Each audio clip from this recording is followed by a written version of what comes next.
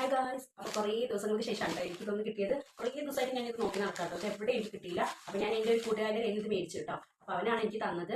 ഇത് ഞാൻ കുറേ സ്ഥലത്ത് അന്വേഷിച്ചു. ഇതിന് വേണ്ടി ഞാൻ കോയമ്പത്തൂർ വരെ പോയിട്ടാണ് ഈ സാധനത്തിന് വേണ്ടിയിട്ട്, പക്ഷേ എനിക്ക് കിട്ടിയില്ല കേട്ടോ. പിന്നീട് ഞാൻ എങ്ങനെയോ എൻ്റെ ഒരു കൂട്ടുകാരൻ പാലക്കാട്ടിലുണ്ട്.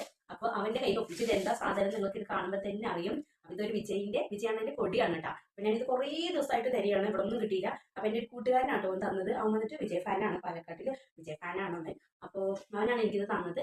കുറേ ദിവസമായിട്ട് തെരഞ്ഞു. വിജയണ്ണനെ എനിക്ക് ഭയങ്കര ഇഷ്ടമാണ് കേട്ടോ. അപ്പം ഞാൻ കുറേ ആയിട്ട് കൊടിക്കും പിന്നെ മറ്റേ ഷോളിനും വേണ്ടി കുറേ തെരഞ്ഞു, പക്ഷെ എനിക്ക് കിട്ടിയില്ല. അവനാണ് എനിക്ക് തന്നത്. വിജയണ്ണനെ അത്രയധികം ഇഷ്ടമാണ് കേട്ടോ എനിക്ക്.